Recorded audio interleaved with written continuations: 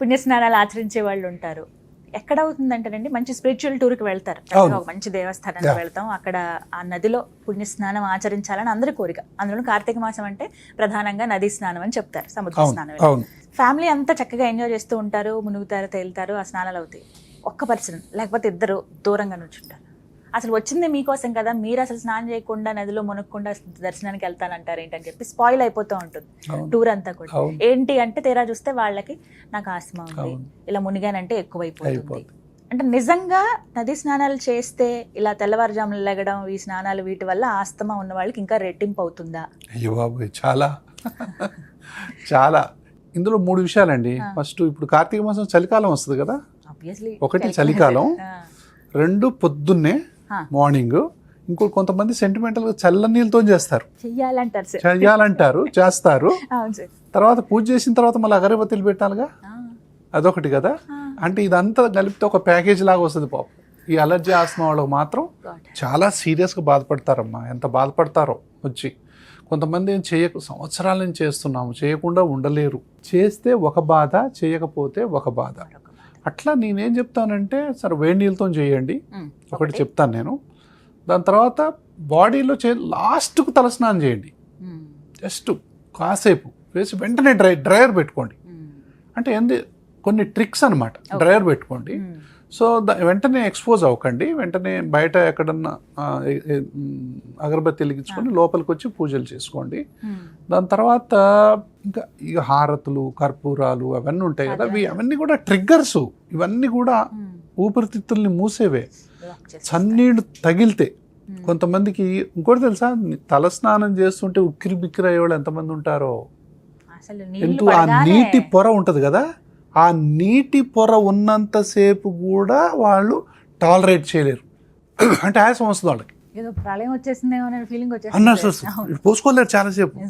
కొంతమంది ఈవెన్ బాత్రూంలో డోర్ వేయకుండా కొంచెం ఓపెన్ చేసి స్నానం చేసేవాళ్ళు కొన్ని 100 మంది ఉన్నారు, ఆస్మా పేషెంట్లు. డోర్ మొత్తం వేస్తే ఊపిరాడదు వాళ్ళకి. అంటే ఇరుకు గదుల్లో ఆస్మా పేషెంట్లకు ఊపిరాడదు, ఇరుకు లిఫ్టుల్లో ఊపిరాడదు, ఏరోప్లేన్లలో ఊపిరాడదు, ఈ యొక్క వోల్వో బస్సులు వీటిల్లో ఇరుకు బస్సుల్లో కూడా వాళ్ళకు ఊపిరాడదు, చిన్న చిన్న రూమ్స్లో కూడా ఊపిరాడదు. అన్ని కిటికీలు వేసి ఉంటే కూడా వాళ్ళకు భయం. కిటికీలన్నీ ఓపెన్ చేస్తే హ్యాపీగా ఉంటారు వాళ్ళు. ఆయాసం ఎక్కువైపోద్ది వాళ్ళకి. కాబట్టి ఇట్లా పుణ్యస్నానాలు చేసేవాళ్ళు, ఎక్కడైనా మునిగేవాళ్ళు, వాళ్ళకు వద్దు అంటే వాళ్ళని అర్థం చేసుకోవాలి మనం, నెంబర్ 1. దాని తర్వాత జాగ్రత్తగా చాలా, అంటే ఈ కార్తీక మాసంలో వచ్చినాయంటే ఎన్ని కేసులు పెరుగుతాయో, ఎంతమంది బాధపడుతుంటారో. సో ఏంటో వాళ్ళకు తెలుసు. సార్ మీరు చెప్పారు పోయినసారి కూడా, వద్దని చెప్పారు, అట్లా చెప్పారు, మళ్ళీ చేయకుండానే ఉండలేము అని చెప్పి ఒక్కరోజు స్నానం చేసి 4 రోజులు బాధపడే వాళ్ళు కూడా ఉంటారు. కాబట్టి దానికి తగ్గటువంటి జాగ్రత్తలు తీసుకోవాలి. సో ఆల్టర్నేటివ్ ఏమన్నా ఉంటేమో చూసుకోవాలి. వాళ్ళు పడేది ఆ స్మెల్స్ వాటన్నిటికి మాత్రం కంపల్సరిగా దూరంగా ఉండాలి. ఆస్తమా పేషెంట్స్ జర్నీ ప్రాబ్లమ్స్ గురించి మాట్లాడదాం. అవునమ్మా, ఎలా ఉంటాయి అసలు? అంటే వాళ్ళు క్యారీ చేయాల్సింది ఏంటో కూడా చెప్పండి, వాళ్ళకి సొల్యూషన్ కూడా. ఎగ్జాక్ట్లీ అమ్మా. మీరు ఇప్పుడు ఎవరైనా ట్రిప్స్కి వెళ్ళినా, ఇట్లా మీరు అనే పుణ్యస్నా అట్లా దేవాలయాలకు అట్లా వెళ్తుంటారు కదా, స్పిరిచువల్ టూర్స్. ఈ వెళ్ళే వాళ్ళు ఎవరైనా సరే ట్రావెల్లో ఉన్న వాళ్ళు ఎమర్జెన్సీ ఇన్హేలర్స్ ఉంటాయి, రిలీవర్ అంటాం. అంటే ఈ కట్లిప్పేదనమాట. ఇది లేకుండా అసలు ప్రయాణం పెట్టుకోవద్దు. మీరు మానస సరోవరం అయినా పోండి, మక్కా పోయేవాళ్ళు ఉంటారు, మానస సరోవరం పోయేవాళ్ళు ఉంటారు, ఎన్ని రకాలు వస్తారు మా దగ్గరికి. సో వాళ్ళందరికీ కూడా మేము ఖచ్చితంగా ఫస్ట్ దీన్ని ఈ విధంగా చేస్తాం ఇలా. తర్వాత ఈ రిలీవర్ ట్రీట్మెంట్ ఎప్పుడైనా అవసరం ఉంటే, అంటే ఇప్పుడు సడన్గా ఊపిరాడదు, ఇప్పుడు మెట్లు ఎక్కాలి కదా. ఇప్పుడు ఆలయాలంటే మెట్లు లేకుండా చాలా తక్కువ ఉంటాయి. మెట్లు ఎక్కేసరికి అంతులేని ఆయాసం వస్తుంది. సో మెట్లు ఎక్కక ముందు 2 పఫ్లు కొట్టుకోండి, మెట్లు ఎక్కండి, నో ప్రాబ్లం. కొంతమందికి ముక్కులో స్ప్రేలు రెడీగా పెట్టుకోవాలి, టాబ్లెట్స్ రెడీగా పెట్టుకోవాలి. సో ఎమర్జెన్సీ, కొంతమందికి ఫుడ్ ఎలర్జీ ఉంటే కనుక ఎమర్జెన్సీ ఇంజెక్షన్స్ రెడీగా పెట్టుకోవాలి. అన్ని కిట్ ఉండాలి. ఈ anti allergy kit, anti asthma kits అనేవి ఇప్పుడు శ్వాస హాస్పిటల్ వీళ్ళకి ప్రత్యేకంగా టూర్ పోయే వాళ్ళకి ఒక ప్యాకేజ్ లా చేసాం. ఒక అంటే ఇగో ఈ ఇన్హేలరు, ఈ ప్రివెంటర్ ఇన్హేలరు, ఇగో ఈ యొక్క ఎడ్రినలిన్ ఇంజెక్షను, ఓకే. దాని తర్వాత ఇగో ఈ టాబ్లెట్స్, ఈ యాంటీబయాటిక్స్, ఇగో ఇది ఉన్నప్పుడు ఇది అని చెప్పి వాళ్ళకు స్పెషల్గా డిజైన్ చేసి పెట్టాం. ఎవరైనా ఇప్పుడు ఫ్లైట్లో పోవాలనుకున్నా, ఓకేనా, ఎక్కడికైనా లాంగ్ ట్రిప్స్కి వెళ్ళాలన్నా, హాలిడేస్ కూడా వెళ్తారుగా, అవును. హాలిడేస్కి వెళ్ళి మధ్యలో వచ్చిన వాళ్ళు ఎంతమందో అసలు ఎంజాయ్ చేద్దామని వెళ్ళి స్పాయిల్ ట్రిప్ పాపం ఎంజాయ్ చేయలేక ఎంతమంది వెనక్కి వస్తారో. నేనేమంటానంటే ముందు ట్రిప్ పోవడానికి ముందే వైద్యం చేయించుకోండి, పోయేటప్పుడు మందులు తీసుకెళ్ళండి.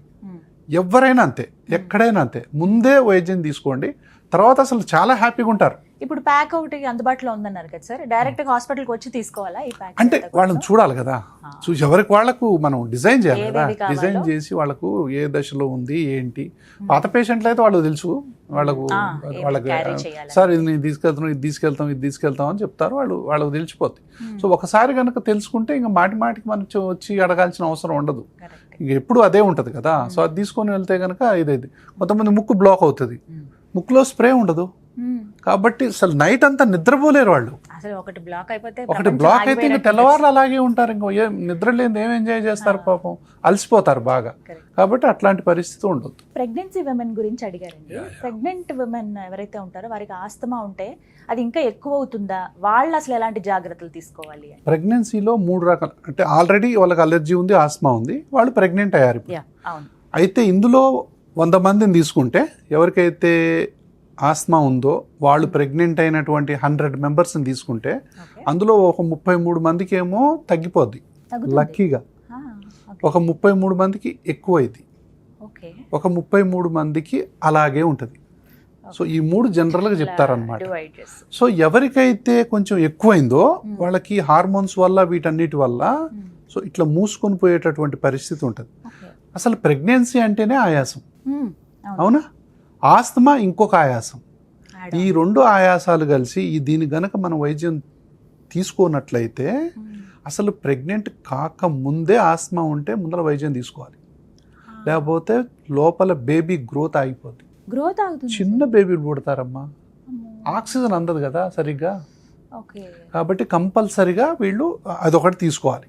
తర్వాత ఇంకోటి ఏంటి, ఎవరికైతే నైట్ పూట నిద్ర సరిగ్గా ఉండదో దానివల్ల కూడా ఇబ్బంది పడతారుగా. ఆస్మా ఉంటే నైట్ చాలా ఇబ్బంది పడతారు. సో మనం ఈ విధంగా చేసేటటువంటి ఇది ఉంది. తర్వాత ఎవరికైతే తగ్గుద్దో లక్కీగా, సో నో ప్రాబ్లం, వాళ్ళు కూడా మందులు వాడాల్సిన అవసరం ఉంటుంది. కొంతమందికి ముక్కులో గాలి ఆడదు, సో వాళ్ళకు కూడా మనం ముక్కు గాలి ఆడేటట్టు చేయొచ్చు. సో ప్రెగ్నెన్సీలో ఉన్న వాళ్ళు ఇంకేమనుకుంటారు తెలుసా, సార్ బేబీకి ఏమైనా అయిద్దేమో అని చెప్పి మందులు రాసినా వాడరు. ఈ సందర్భంగా నేనేం చెప్తున్నానంటే ఇన్హేలర్స్ అన్నీ కూడా సురక్షితంగా ప్రెగ్నెన్సీలో వాడొచ్చు. కాబట్టి దాని గురించి ఎవ్వరూ ఆలోచించకండి. నేను మందులు రాస్తాను, వచ్చి ప్రెగ్నెంట్ లేడీ తీసుకొని పోద్ది, ఇంటికి పోయిన తర్వాత పని చేపిస్తారు. ఎందుకు, ఇంటి వాళ్ళని కూడా మనం కౌన్సిలింగ్ చేయాల్సిన పరిస్థితి అనమాట. కాబట్టి బలవంతంగా ఆపిస్తారు. అది ఫస్ట్ మంత్ అయినా సెకండ్ మంత్ అయినా ఏ ట్రైమెస్టర్ అయినా సరే ఇన్హేలర్ వాడొచ్చు, నేసల్ స్ప్రేలు వాడొచ్చు, కొన్ని ట్యాబ్లెట్లు వాడకూడదు, అది మేము ఎలాగూ రాయం. ప్రెగ్నెన్సీలో ఏం వాడాలి ఏం వాడొద్దు అనేది ఒక డాక్టర్కి తెలిసే ఉంటుంది కదా, కాబట్టి అలాంటివి ఏమీ రాయరు. కాబట్టి ఇన్హేలర్స్ అనేవి సురక్షితంగా ప్రెగ్నెన్సీలో వాడొచ్చు. వాడటం వల్ల బేబీ గ్రోత్ బాగుంటుంది. ప్రెగ్నెన్సీ అనేది ఒక అన్ఈవెంట్ ఫుల్ అంటే కాంప్లికేషన్స్ లేకుండా ఉంటుంది. దాని తర్వాత డెలివరీ కూడా చాలా హ్యాపీగా స్మూత్గా అవుతుంది. డెలివరీ కూడా ఎవరికైతే సివియర్గా అలర్జీ ఆస్మాతో బాధపడుతుంటారో డెలివరీలో ఎన్ని కష్టాలు వస్తాయో. తర్వాత మధ్య కొంతమందికి అబార్షన్లు అయిపోతుంటాయి తెలుసా, చాలా మందికి. ఆస్మా ఎవరిలోనైతే ఉందో ప్రెగ్నెన్సీ కాకముందే నేను ఆస్మాకు ట్రీట్మెంట్ తీసుకోమని చెప్తా. ఎప్పుడైతే ఈ విధంగా ఉంటుందో వాళ్ళకు ప్రెగ్నెన్సీ అయిన తర్వాత ప్రెగ్నెన్సీ నిలబడుతుంది. ఎవరికైతే విపరీతమైన ఆస్మా ఉంటుందో చాలా మందికి అబార్షన్ అవటం అనేది మేము చూసాం, మిస్క్యారేజ్ అయిపోద్ది. ఎందుకంటే నేచర్ అనుకుంటుంది నీకే ఆయాసం ఉంది, ఇంకో ఆయాసాన్ని నువ్వేం భరిస్తావు అని చెప్పి నేచరే కాల్ తీసుకుంటుంది. ఎప్పుడైతే మనం హ్యాపీగా ఉన్నామో లోపల బేబీ కూడా హ్యాపీగా ఉంటుంది. మదర్ ఎప్పుడైతే బాధపడుతూ ఉంటుందో ఎమోషనల్గా బేబీ కూడా బాధపడుతూనే ఉంటుంది లోపల. సో ఇట్లాంటి పరిస్థితి అవసరం లేదు. సో శ్వాస హాస్పిటల్లో ప్రెగ్నెన్సీకి సంబంధించిన వాళ్ళకి ఎవరికైనా సరే దానికి స్పెషల్ ట్రీట్మెంట్ ఉంది. ప్రెగ్నెన్సీలో ఆస్మాకు స్పెషల్ ట్రీట్మెంట్స్ ఉన్నాయి. దానికి ఏ ఇన్హేలర్ వాడాలి, ఏ మోతాదులో వాడాలి, ఎన్ని రోజులకు ఒకసారి రావాలి, ఇంటి దగ్గరనే ఉండి వాళ్ళ అటెండెన్స్ వచ్చినా కూడా మందులు మార్చుకొని పోవచ్చు.